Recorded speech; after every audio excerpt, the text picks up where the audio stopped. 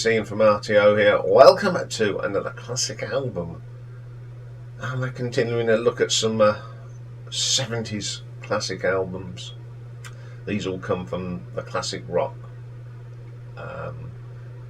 magazine. Some of the, what they consider some of the best albums of the 70s. There's no order they put them in. They put them up in when they come out. So I just pick through them to find some ones that we have bands we've never featured. And we've never featured this band, the Grateful Dead. Formed in 1964 in Palo Alto in California. They're sort of a fused elements of rock, blues, jazz, folk, country, bluegrass, rock and roll, a bit of reggae thrown there, and psychedelia. So there's a bit of everything. And a lot of people, but Jerry Garcia is the sort of main man of this band. We'll probably do some Grateful Dead at some stage. I'm sure we will. So the album we're going to look at today is their fifth album, American Beauty. It was released in November of 1970, and this is more of a folky album. Playing on here we have, of course, Jerry Garcia, who plays guitar, pedal steel and piano and vocals. Mickey Hart on percussion. Robert Hunter does the lyrics. Bill Cruiserman on drums. Phil Lesh on bass guitar, piano and vocals. Pigpen or Ron McKernan on harmonica. Bob Weir on guitars. Additional musicians, we've got Dave Grisham on mandolin, David Nelson electric guitar, Ned Laggin on piano, Dave Torbett on bass, Harold Wales on organ.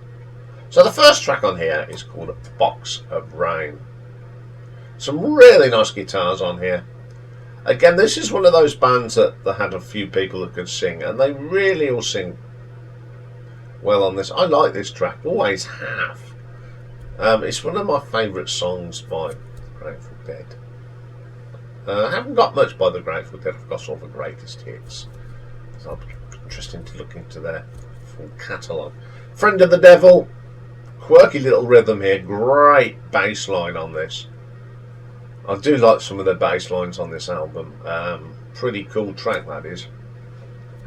Sugar Magnolia, one of my favourite tracks on here. The lovely harmonies, that keyboard comes through. It's just a really nice track. Operator, this is sung by Ron because he wrote it. It's really good. It's a little bit different from all the other tracks. Some nice tones on this one as well. Then we have Candyman, great track. Some lovely steel pedal guitar from Jerry Garcia on this. The wonderful harmonies. We've got some lovely organ playing from Howard Wales on this. Very, very good track. Then we flip it over to side 2 and we have Ripple. A lovely bass line from Phil on this. The acoustic guitar is really good. It's one of the nice, real gentle tracks on the album. I do like this track. Brokedown Palace. What makes this is the harmonies and the piano and that underlying cello sound on it. Really adds to this track. It's an excellent little track again. Till the Morning Comes. One of the more rocky tracks on this album. We know that Grateful Dead made some great rock music. And this is one of the, they sort of let loose a little bit. Some great guitar work on this. Then we've got my favourite track on here. It's called Attics of My Life. One of the most popular tracks from this album. I think it's got some nice gentle guitar, and it's got the best harmony vocals on this album. Absolutely terrific. Then we have the great track to end the album, Truckin. I do love this. It's one of their great songs. The bass line from Phil's really good. And we got Howard again on that organ. Really adds to the track. Okay, what do I think of this album? Well, I haven't got much by the Grateful Dead. I've got like an anthology type thing, and there's one or two of these tracks on here, so I'm quite familiar. But when I sat down to listen to this album, I really enjoyed it because I knew that this was more country than the normal sort of thing, and I think this just shows what good musicians they are.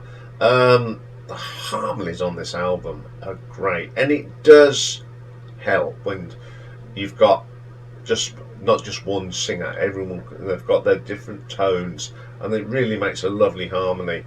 I love this album. I've been really listening to it a lot, and I've sort of added it to the collection now.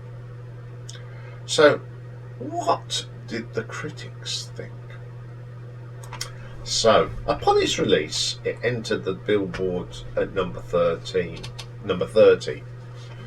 It stayed in the charts from January 71 on 19 for 19 weeks. But in 1974, it was officially certified as a gold album, and later released platinum and double platinum. And it is ranked at 258 in the Rolling Stones magazine list of the 500 greatest albums of all time. Andy Zerling of Rolling Stone felt the album was a continuation of their previous album, Working Man's Dead, which I have listened to now, and it is very similar. And there was more care and content in the singing and as the instrument playing. Our friend Robert Christgau compared this album to Working Man's Dead, feeling it was sweeter vocally and more direct instrumentally. I say that's correct. For once, I do agree with Robert, because I did listen to the previous album just to get the comparing. Washington Post Tom Zito felt the album showed a wisdom of age and compared to their earlier works, while maintaining an exuberance of youth.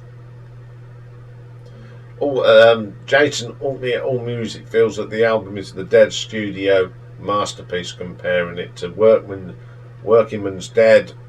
It is more representative of the group as a collective unit.